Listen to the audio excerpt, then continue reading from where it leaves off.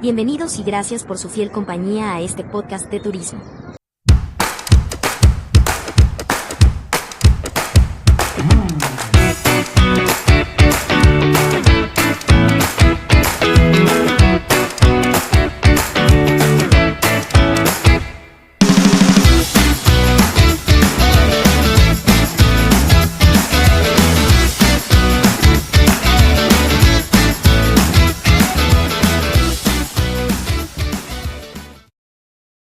Buenas tardes amigos, muchas gracias por su fiel sintonía y por seguirnos en este podcast que está marcando pues una marca importante del sector turismo regional. Bienvenidos a City Tour. Tenemos el grato placer de presentar a un amigo de una larga trayectoria en el sector turismo. Se trata de Carlitos Ceballos. Él es un empresario prominente del sector turismo desde hace bastante tiempo en la zona sur. Ha sido también dirigente de gremios empresariales y de turismo. Bueno, nos place pues ahora dialogar con él, eh, arrancándole un poquito de su tiempo hoy sábado que debería estar descansando, pero bueno, en el turismo nunca se descansa, Carlitos, así que bienvenido, Carlitos. Te cedo el uso, la posta a Flavio Flores, que te va a hacer algunas preguntas. Vamos a empezar a dialogar. Bienvenido, Flavio. Gracias. Amigos, buenas tardes. City Tour se complace, pues, de poder presentar a Carlos Ceballos, un gran empresario en este momento afincado en la ciudad del Cusco. Está haciendo muchísima obra y haciéndonos una representación grata realmente de lo que es el turismo y las actividades que desarrolla. La primera pregunta será, Carlos, para saber quién es Carlos Ceballos. Para los que no te conocen, hace 25 años que no estás por Arequipa. Obviamente los que te conocemos sabemos quién eres. Y para la gente que está involucrada en el turismo y sepa realmente de tu valía y de tu aporte que durante este tiempo estás haciendo. Adelante, Carlos. Flavio, muy buenas tardes. Oscar, ¿qué tal? Y a toda la audiencia de City Tour. Genial idea de hacer un post turístico y de conversar sobre estos temas. Bueno, no es muy complicado. Yo me desarrollé en la hotelería, trabajé en Arequipa, en el Hotel Jerusalén, aquellos años, el 2000, hasta el 2003, que entré a trabajar a Casandina, me fui a Chivay, estuve trabajando algunos años en Colca con Casandina, me fui a Cusco en 2005 y desde entonces me quedé allí. Estoy vinculado al sector turístico a nivel de hoteles, restaurantes, estoy enfocado en la línea de eventos MAIS, trabajo para el rubro de viajes de incentivos, también soy un actor gremial que ha dedicado la mitad de su vida a este proceso. Soy director de la Cámara de Turismo de Cusco, vicepresidente del Buró de Eventos y Convenciones, vicepresidente de SCOL. He sido director de la Cámara de Turismo de Cusco, pero más allá de los títulos, de la cosa que va, soy un apasionado del servicio, del turismo, del desarrollo del libre mercado, de la generación de empleo, del proceso racional que genera el turismo y la economía y el soporte que da para ver desarrollar personas, ciudades, pueblos, comunidades, a través de la red valiosa que genera este sector que a veces está un poco olvidado y vapuleado en el medio. De hecho, Carlos, por lo menos mi persona te ha seguido constantemente en el desarrollo. No sé si la palabra está bien dicha, de luchas del gremio, de exigencias al Ejecutivo, al gobierno regional en Cusco, porque obviamente siendo el centro turístico del Perú, ahí se centran muchas veces los problemas que generan imagen y generan a veces un detalle de crecimiento o no crecimiento de nuestra actividad. ¿Cómo ves el turismo, Carlos, después de la pandemia? Veo que ha tenido altibajos. Hay algunas regiones como Cusco, por ejemplo, en la que vivo, que se han recuperado y creo que, aunque dicen que no hemos pasado el total de cifras, la mayor parte de empresarios y empresas que probablemente han hecho bien las cosas han pasado las cifras pre-pandemia. Pero hay regiones que están muy castigadas, hay regiones en el norte, hay regiones en el mismo sector sur que no han podido recuperar. Creo que hay una tarea pendiente que no solo tiene que ver con que hagamos publicidad, ¿no? Que tiene que ver con seguridad, con políticas nacionales, con conectividad. Hemos perdido en la pandemia cosas que no se han podido recuperar. La cantidad de vuelos, por ejemplo, muchos profesionales de alta gama han migrado a otros lugares y hemos quedado medio heridos, medios de tres patas en varios aspectos. Yo creo que hay harta chamba que hacer, que no la estamos viendo solo publicidad y cifras, pero creo que hay otros aspectos que tenemos que analizar. Todavía la herida está pendiente, yo creo que a nivel nacional. Sí, pues todavía no hemos pasado las cifras pre-pandemia, pero como tú dices, algunos empresarios, buenos empresarios, han salido, digamos, del detalle. Pero justamente a propósito de eso, ¿tú crees que la data que nos da el ministerio o las estadísticas que se fomentan por un lado u otro merecen un nivel de credibilidad? ¿Habría que mejorar la data? ¿Cuál es tu visión al respecto? Porque esa parte es un poquito nebulosa. ¿Cómo lo ves eso? O sea, las cifras son cifras, solamente que las cifras tendrían que desarrollar o estar aplicadas a economía, a generación de empleo, aporte real al PBI y a utilidades, ¿no? En muchos casos probablemente tengamos los 4 millones de turistas este año como se ha previsto, pero ¿de qué precio, no? ¿Cuánto le aportan realmente a la economía? Si están creando los empleos al nivel que deberían crear, si están aportando en tributación, si es una economía formal.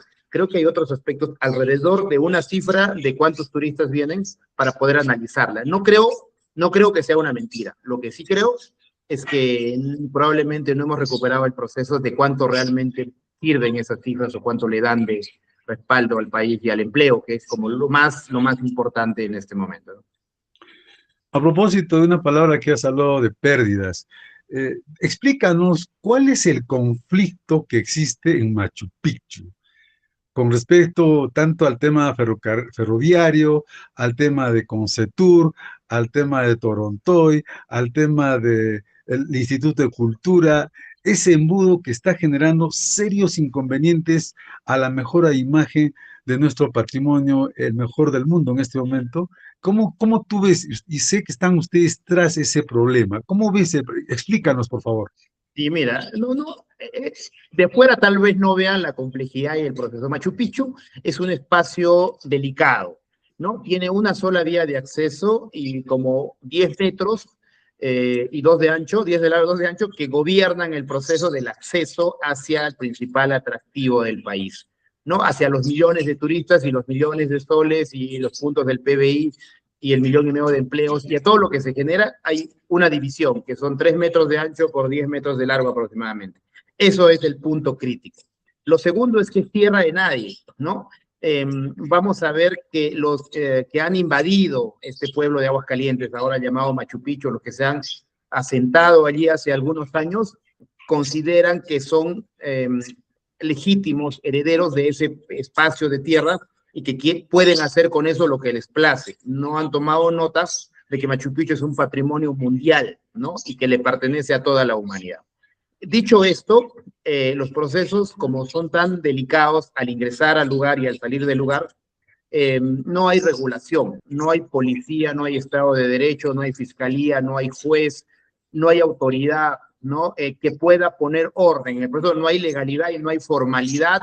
Yo calculo que al 95%, y espero estar equivocado todavía en estas cifras, y creo que es un poco más. Es muy poca la formalidad, el aporte a la tributación, el empleo formal, la economía regulada en ese lugar. Es totalmente informal, es el equivalente, digamos, a la minería ilegal del país en el turismo ilegal. Entonces, es a la mala, es a los golpes, es al proceso complicado. Como esto ha ido degenerando año tras año, se han generado facciones. La municipalidad de Machu Picchu, de Aguascalientes, el Frente de Defensa y otro tema más. Entonces, los 3 dirigentes rotan entre ellos. Este año le toca ser alcalde, este año le toca ser dirigente A, dirigente B, y tienen el poder absoluto. Estas personas, varios de ellos, han creado una empresa hace como 30 años que se llama Concetur, entre varios aportes, entre empresa municipal y personas que han juntado dinero y se han convertido en propietarios de esta empresa, que a más de no tener formalmente, dicho por Indecopi, no lo estoy afirmando sin una información real, no tenían una licitación real, tenían algo por 1 año o 2, o máximo 3, se han quedado 30 años, ya venció el año pasado los 30 años, deberían haber llamado a una licitación y el gobierno, que le tocaba el gobierno local de Urubamba, no hizo la licitación, se le olvidó, no quiso hacerlo. En ese proceso, varios familiares de regidores, de alcaldes y de otros lugares hicieron otra empresa que se llama San Antonio de Torontoy, y entraron a la mala, a los golpes, a agarrarse, a asesinarse con la empresa Concetur porque decían que eso les pertenece a ellos. Para evitar problemas en reuniones, han acordado que las dos empresas van a operar en conjunto. San Antonio de Torontoy, al parecer, no tiene todas las regulaciones, ¿no? Cernam no le ha dado permisos, no hay regulación ambiental, no tienen grifo de abastecimiento, no tienen inspecciones técnicas, no tienen certificados de transitabilidad. Entonces, han estado trabajando, ya ha habido videos, ¿no? Noticias sobre cómo llenaban los tanques con baldes, todo el proceso irregular, ilegal, informal, ambulante. O sea, estamos volviendo al Perú de 1980, más o menos, ¿no? Y un poco más atrás. Pero cuando alguien intenta poner orden, inmediatamente bloquean las carreteras, incendian el proceso. Pero no contentos, como digo, no hay ley en ese lugar, han tomado espacios de la carretera, han invadido franjas marginales, es decir, como yo tengo la concesión, me corresponde quedarme con esta cantidad de metros. Y la otra empresa, como todavía no termina mi concesión, me corresponde quedarme, han puesto plásticos y se han asentado en el proceso. Creo que hasta ayer, por lo menos, no había todavía autoridad que pueda decirles, o sea, señores, en la mayoría del mundo no se pueden asentar y no pueden hacer invasiones. Está degenerando, el proceso es degenerativo aquí. Machu Picchu tiene un serio problema, además, que son, la señora Betsy Chávez, cuando estuvo en Ministra de Cultura, hizo una jugada sucia y perversa. Entregó 1,000 entradas a la venta de un grupo de personas que viven en Machu Picchu, que están en un frente, y estas personas manipulan y extorsionan al turista. Por ejemplo, Flavio, ¿quieres ir a Machu Picchu? No vas a encontrar entradas en la web, porque además voy a comentar otra cosa. Entonces tienes que viajar hasta el lugar y te dan hoy día, llegas hoy día, sábado 21 de marzo, haces tu cola y te dan un ticket. Y tienes que dormir y comer en Machu Picchu y recién te van a vender la entrada un día después de la fecha del ticket que has comprado. Y a veces 2, y cuando es temporada alta, a veces 3 días. Entonces, ahí más o menos manipulan y te obligan a consumir en servicios informales. El mercado es libre y debería ser libre, pero no deberían obligarte a que tú hagas lo que no quieres hacer, ¿no? Eso para empezar. Entonces, esas 1,000 entradas en muchos casos no se venden. Tú, Flavio, quieres comprar por internet, no hay. Ya no te da ganas de ir y dejas de ir. En Machu Picchu esas 1,000 entradas a veces se venden 300, a veces 200, a veces 500. Si sumamos lo que se queda sin vender cada mes y cada año, vamos a ver cuánto perjuicio se hace al Estado, a los turistas y a la imagen del país. Ese es uno de los factores importantes por qué no se ha recuperado el turismo. Porque no hay entradas, porque no pueden entrar a Machu Picchu, porque los señores que están ahí manipulando este proceso se las quedan y no las venden o las revenden. Eso es uno. 2, cuando quieres comprar entradas vía web, se abren por días, por fechas. Cuando la anterior ministra, no recuerdo su nombre, Leslie, me parece, Leslie Urteaga, intentó cambiar este proceso del sindicato que opera en el Ministerio de Cultura, porque esto es una suma de mafias, o sea, es una suma de la mafia de la municipalidad, del Estado, del ministerio, de tal y de cual.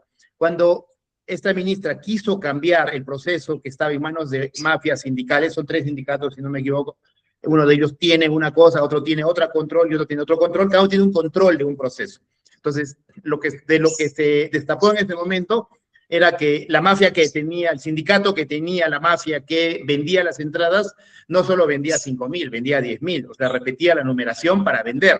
La mafia que tenía el control del sindicato que hacía entrar a la gente, chequeaba el ticket 3 o 4 veces, ¿no? Y el mismo ticket le daba la vuelta, lo recibía y lo volvía a entregar. Y con eso cobraban otro tanto. Y así, la mafia que estaba adentro, que tenía el otro sindicato, que manejaba otras partes, le cobraba una coima a un turista que quería salirse del circuito A y entrar al circuito B. Entonces, el proceso es una suma. Cuando se quiso poner orden, los gritos, ¿no? Clásicos, pervertidos, digamos, están privatizando Machu Picchu, las huelgas, los procesos, y todo lo que las noticias y la prensa ha mostrado y lo que ya se sabe. Terminado este proceso, que debería haber sido, ¿no?, limpio, la empresa privada terminó saliendo y le devolvieron al Ministerio de Cultura, a la Dirección Desconcentrada de Cultura, el proceso de las entradas. ¿Qué ha pasado? Hace menos de un mes ha salido a la luz y en prensa el proceso de que hay 5 agencias que más o menos anulaban miles de entradas en periodos cortos de tiempo. Yo preguntaba a varias agencias, ¿cómo hacen, no? Entonces me dicen, más o menos es fácil. Tienen a alguien, como son sindicalizados, alguien del sindicato está adentro y alguien está afuera. Y si yo estoy adentro y tú estás afuera y tú eres mi hermano, mi socio en la mafia. Entonces te voy a decir, Flavio, mira, a las 4 de la tarde voy a dejar una brecha en el sistema, por si acaso puedes meter 1000 cupos sin nombre, ¿no? Y tú lo vas a hacer y nadie se va a dar cuenta. Y con eso bloqueamos los temas. La segunda cosa es, cada 3 horas se anulan las entradas si no has pagado.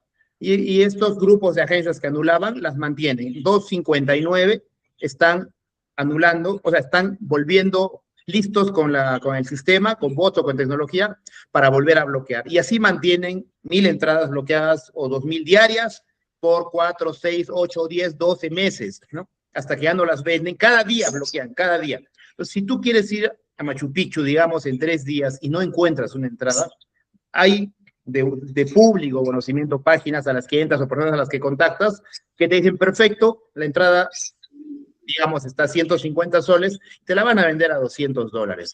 Pero tú tienes que ir, estás con tu esposa, con tus hijos, estás con tus amigos, ya les prometiste el viaje, tienes que pagar eso allí. En muchos casos ni te dan la entrada, te cobran, te dan un papelito y con eso el otro señor que está en la puerta te deja entrar porque es un papelito de la mafia garantizada, ¿no? Estamos viviendo al peor estilo de estos grupos de poder que manipulan el proceso, pero lo más grave no es eso, porque en todo lado puede haber delincuencia, manipulación y procesos, ¿no? La minería ilegal ha dominado el país y ahorita la ilegalidad del mismo Estado está gobernando en el proceso, porque claro, no tenemos autoridades que tengan los pantalones para poner, pero cada que alguien entra, digamos que a la DSC o al ministerio que quiere ordenar el tema, claro, en 3 días está fuera, evidentemente, empapelado, denunciado, extorsionado y amenazado. Entonces, el turismo está sufriendo un gran proceso de devastación de sí mismo. Lo que creo que le va a tocar a Machu Picchu es la muerte por el éxito, ¿no? La demanda está decayendo. A Futura hace 3 días ha presentado su informe. 30% hemos decaído en interés mundial respecto a Machu Picchu. Entonces, hay algunas salidas, definitivamente, hay algunas salidas, pero necesitamos un gobierno un poco más sólido y que no esté apañando esta cantidad de mafias, de mafiosos, de delincuentes que van a terminar destruyendo el trabajo de 1,5 millones de personas y un aporte de casi el 5% al PBI nacional.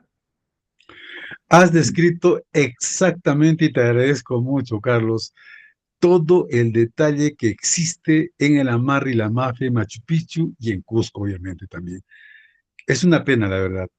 Y sobre este detalle, te cuento que hace 25 años aproximadamente también tuve una reunión con Boris Gómez, que tú debes de conocer, que llegó a ser viceministro de Turismo.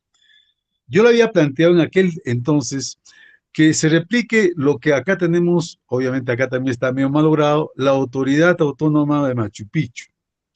Hice una exposición inclusive en la Cámara de Comercio en aquella vez y la verdad tuvo bastante acogida, pero de ahí se olvidaron, porque creo que era el momento, entiendo yo, hace 25 años, de poder quizás implementar algo. ¿Tú cómo ves ese detalle de tener una autoridad que realmente sea autónoma, con un directorio obviamente donde participen los privados, por favor, eso está claro, los privados, que pueda regular y controlar eso? ¿Cómo ves eso o cuál crees que es una salida efectiva al tema de Machu Picchu?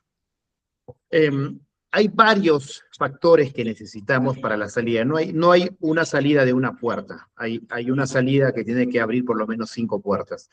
Pero la primera situación es que Machu Picchu actualmente tiene una decisión por el Ministerio de Cultura, que es donde están los sindicatos y las mafias.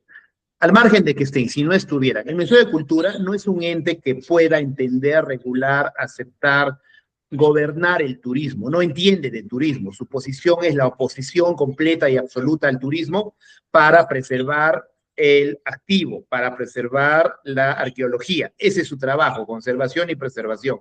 No entiende de turismo, pero por allí, por temas políticos, le han dicho, tú te vas a encargar de esto, y el ministerio, ¿qué cosa? ¿Yo qué? ¿Cómo? ¿Qué tengo que hacer? ¿Qué? ¿No? Y ahí está haciendo lo que buenamente puede entender. Por eso es que le han ganado las mafias. Eso es la primera cosa. El turismo, Machu Picchu, el acceso y el control turístico debería estar a cargo de un ente de turismo que entienda, que administre y gobierne el turismo.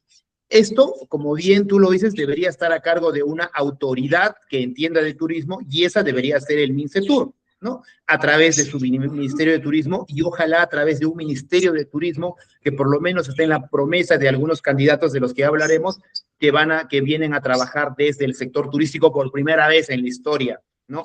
Republicana, hay gente del turismo involucrándose en política. Creo que eso es lo que necesitamos. Entonces, sí debe haber una autoridad a través de un ministerio, el Estado, pero de turismo, no de cultura. Número uno.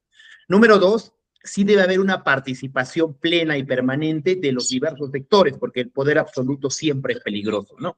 Debe haber una participación de los gremios formales del sector privado, en principio, y cómo no, debe haber una participación del ente dedicado a la conservación, a la preservación, que es el Ministerio de Cultura, que es CERNAM. Ellos deben ser parte del proceso, pero no deben ser quienes tienen las decisiones finales, porque, insisto, de turismo entienden nada. De conservación, preservación, investigación deben ser la máxima autoridad, pero no de este lado. Actualmente existe algo que se llama la UGM, que es meramente nominal, que no toma ninguna decisión, ¿no? Está a cargo de CERNAM, un poco que el gobernador quiere participar, pero tampoco entiende el gobernador de qué se trata el asunto. Entonces, hay mucho populismo en el proceso. Yo concuerdo contigo que debe haber una autoridad autónoma en el proceso, pero tiene que estar regida por un ente de magnitud grande como el Ministerio de Turismo. Eso es uno. La parte de Machu Picchu, además, tiene un problema en esos momentos, tiene problema de eso que le llaman capacidad de carga, ¿no? Tenemos 4.600 posibilidades, personas que pueden entrar diariamente a Machu Picchu en las temporadas regulares, más 1.000 personas en la temporada alta, ¿no? Que es Semana Santa, Inti Raymi, 28 de julio, fin de año, algunos piquitos que se fijan, como 5 veces al año, son semanas donde se incrementan en 1.000 entradas y son 5.600, por decir, ¿no? Menos 1.000 de todas maneras en cualquier momento que están secuestradas en forma presencial. Pero digamos que la totalidad es eso, es lo que puede entrar al día. ¿Por qué? Porque tenemos una capacidad, un área reducida. Todos los que entran por un hoyo, por un andén ahuecado que se hizo, que lo encontró el señor Hiram Bingham, porque no encontró la puerta y hizo un trabajo para ingresar a Machu Picchu y por ahí, esa es la puerta que usamos actualmente, ¿no? Machu Picchu tiene 5 entradas, tiene la entrada amazónica, tiene varias entradas que pueden ser habilitadas y en lugar de usar 6 hectáreas, 7 hectáreas, podemos usar 100 hectáreas.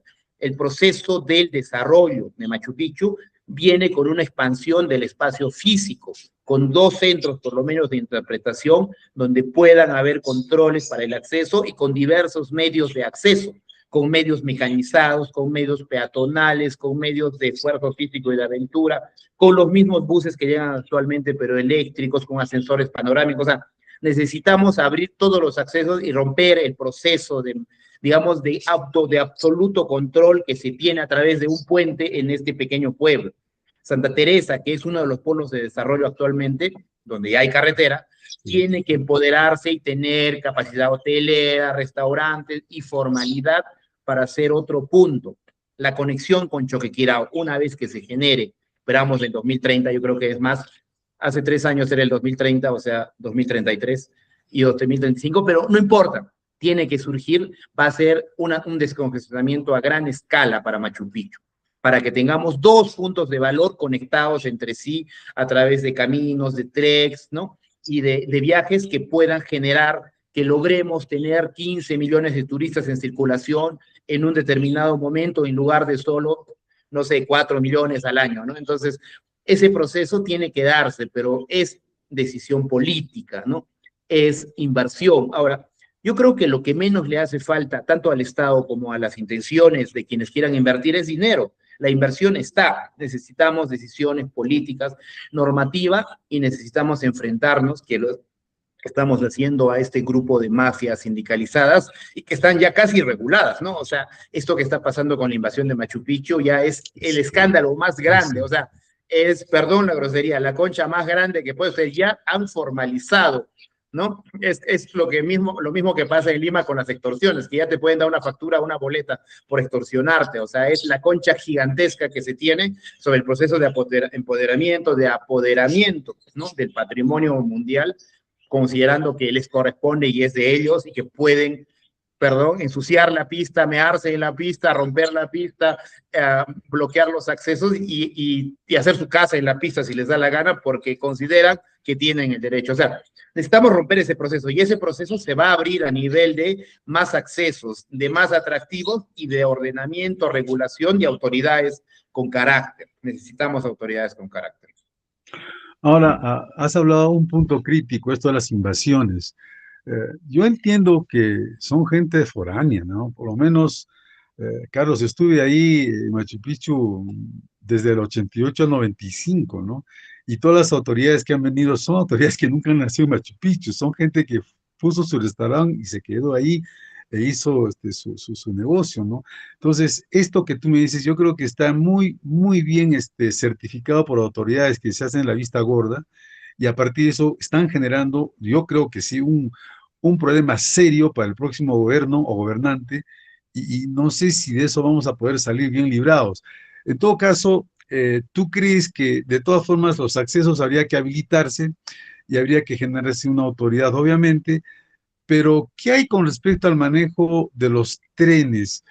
Esto es un problema, para mí no es un problema realmente, pero ¿cómo lo ves tú? Porque a veces hay toda una serie de versiones periodísticas donde siempre acusan de todo al tren, y Perú Rail, ¿no? Y no saben que hay tres empresas que funcionan ahí, obviamente la más vistosa en este caso es Perú Rail. ¿Cómo ves ese detalle?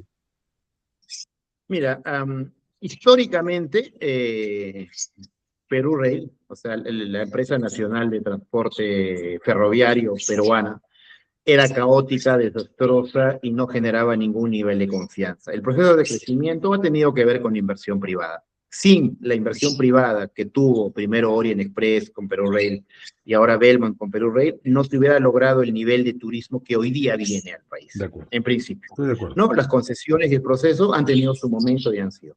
Actualmente opera otra empresa que es Inca Rail, que es también propiedad de un fondo internacional llamado Carlyle.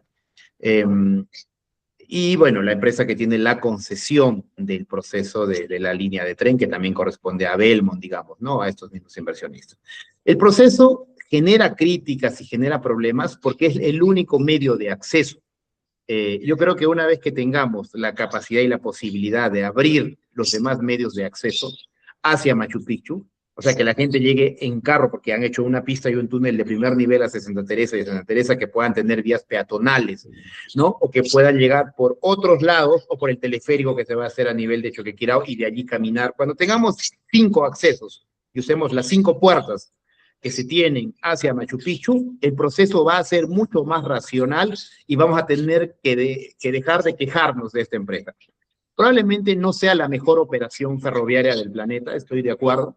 Probablemente tengamos sobresaturación y sí es cierto que tenemos un costo muy elevado en el proceso por kilómetro recorrido, ¿no? Es el costo más alto del mundo en términos de kilómetros recorridos, que es exactamente lo mismo que pasa por carretera, ¿no?